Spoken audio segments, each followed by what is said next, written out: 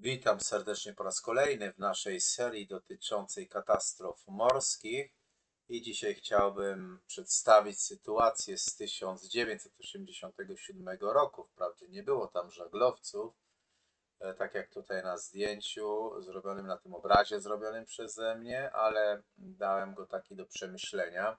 Chodzi mi o zatonięcie Donna Pass z 1987 roku. To był taki filipiński prom pasażerski, który zderzył się z tankowcem, wywołując jednocześnie pożar i zatonięcie. No i parę słów, troszeczkę faktów, ciekawostek. Przeanalizujmy tą sytuację dzisiaj. Zatonięcie filipińskiego promu pasażerskiego Donna Paz w 1987 roku to jest jedna z największych katastrof morskich w czasie pokoju pod względem liczby ofiar. W wyniku kolizji promu z tankowcem MT Vector zginęło prawie 4300 osób. No chociaż oczywiście rzeczywista liczba ofiar mogła być jeszcze wyższa z powodu przepełnienia statku. Tragiczne zdarzenie było efektem takiej serii błędów i zaniedbań, które na zawsze zapisały się w historii żeglugi.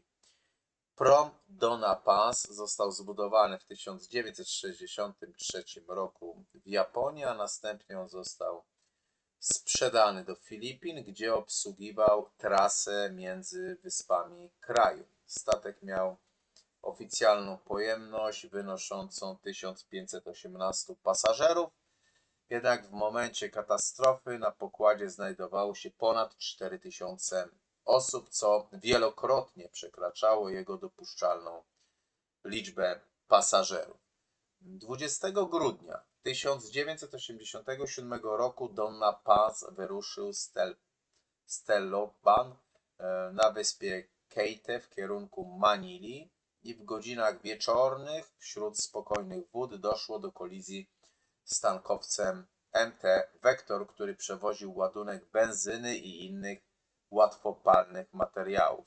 Zderzenie wywołało potężny pożar, który szybko ogarnął oba statki, no i większość pasażerów Donna Paz była uwięziona na dolnych pokładach i praktycznie nie miała szans na ucieczkę. Brak środków ratunkowych oraz odpowiednich procedur ewakuacyjnych w ogóle tą całą sytuację jeszcze bardziej pogorszył i w wyniku eksplozji i tego pożaru oba statki zatonęły w ciągu praktycznie kilku godzin. Co było faktyczną przyczyną tej tragedii? No bo katastrofa Donna Paz była wynikiem, jak już wspominałem, szeregu zaniedbań i błędów. Po pierwsze, oczywiście przepełnienie, bo liczba pasażerów na pokładzie znacząco przekraczała dopuszczalne normy, co w ogóle też utrudniało ewakuację.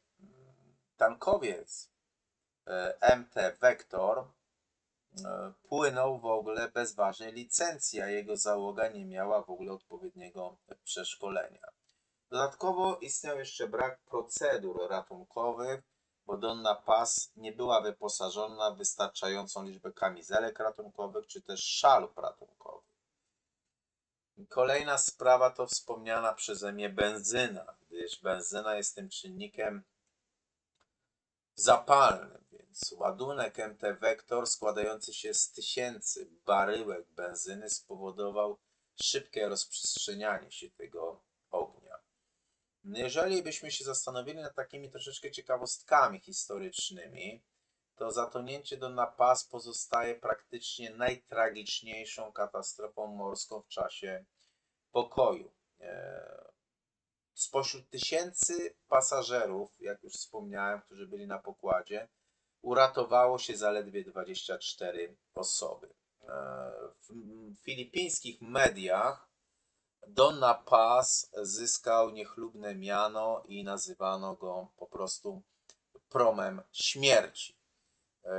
Jeśli chodzi o szacowanie tych ofiar na pokładzie, no to trzeba pamiętać o tym, że istniał brak oficjalnej dokumentacji pasażerów, co też tak naprawdę utrudniło szacowanie liczby ofiar. Katastrofa Donna Pass stała się takim, bym powiedział, punktem zwrotnym w regulacjach dotyczących bezpieczeństwa żeglugi na Filipinach. Wprowadzono też surowsze przepisy dotyczące przepełniania statków, a właściciele promów zostali w ogóle zobowiązani do zapewnienia odpowiedniego wyposażenia ratunkowego. Jednak tragedia wciąż, bym powiedział, budzi kontrowersje z powodu braku pociągnięcia winnych do odpowiedzialności, dlatego że wspomnienie o Donna Pass służy jako przypomnienie o takiej potrzebie przestrzegania standardów bezpieczeństwa i ochrony ludzkiego życia na morzu. Zatonięcie Donna Pass jest taką przestrogą przed takimi konsekwencjami zaniedbań i braku odpowiedzialności w branży transportu morskiego. Historia tej katastrofy pokazuje, jak ważne jest przestrzeganie przepisów bezpieczeństwa oraz ochrona pasażerów. Cała tragedia Donna Pass pozostaje jednym z najczarniejszych dni w historii żeglugi, ale też również przypomina o potrzebie pamięci i współczucia dla ofiar na morzu. Ja ciekaw jestem Waszych komentarzy, czy o tym słyszeliście, czy ten temat obił się w ogóle Wam o uszy. Czy obił Wam się o uszy i czy w ogóle coś na ten temat słyszeliście. Oczywiście zostawcie lajka. Będę wdzięczny, jak napiszecie skąd jesteście. Taki lajk taktyczny może pomóc nam rozwinąć tą serię tych morskich katastrof, a myślę, że będzie jeszcze ciekawiej. Tak więc pozdrawiam i do następnego spotkania.